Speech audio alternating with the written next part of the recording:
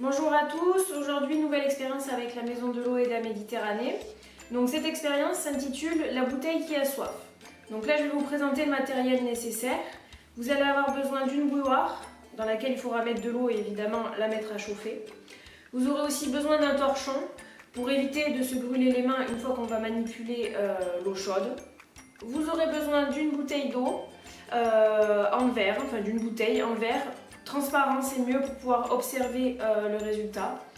Vous allez avoir besoin d'un verre que l'on va remplir d'eau, comme ici. Vous aurez aussi besoin d'un petit entonnoir. Alors si vous n'avez pas l'entonnoir, c'est pas grave, hein, c'est pas forcément obligatoire. Vous aurez également besoin de colorant. Cet élément n'est pas non plus nécessaire et obligatoire. Là, moi par exemple, j'ai pris un colorant alimentaire de couleur rouge, mais vous pouvez prendre la couleur que vous voulez. Ça peut être du bleu, du jaune, du vert. Vous faites comme vous le souhaitez, mais vous n'êtes pas obligé de colorer votre eau. Vous aurez également besoin d'une petite cuillère, d'une assiette creuse, donc une assiette à soupe comme ici, c'est parfait, et ensuite d'un saladier ou d'un bol.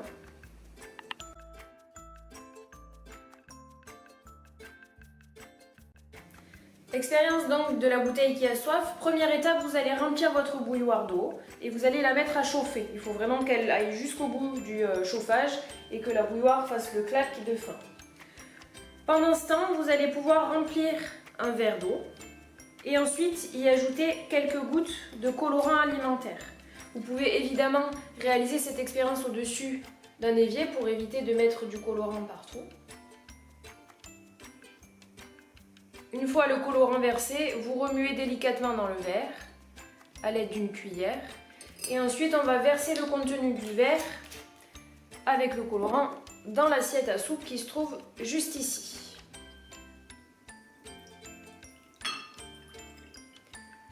On verse tout le contenu et ensuite on va chercher donc sa bouilloire dans laquelle notre eau est bouillante. Alors il faut faire attention les enfants, vous êtes bien accompagnés d'un adulte pour éviter de vous brûler les mains.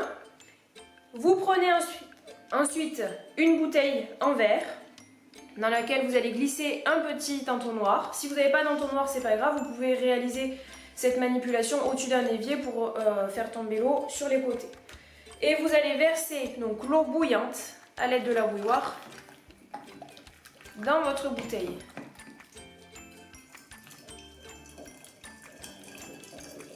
J'en mets un peu partout, hein, ça arrive.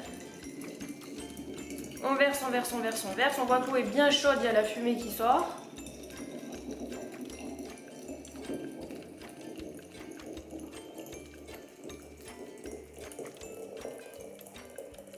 Et une fois qu'on est arrivé tout en haut, on enlève l'entonnoir et on prend un torchon. Alors surtout, on pense bien à prendre un torchon pour éviter de se brûler.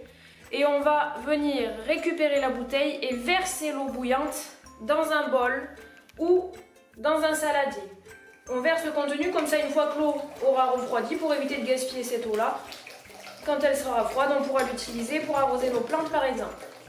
Et une fois qu'on a versé notre eau dans le saladier, on vient retourner notre bouteille dans l'assiette où il y a l'eau, dans laquelle il y a le colorant.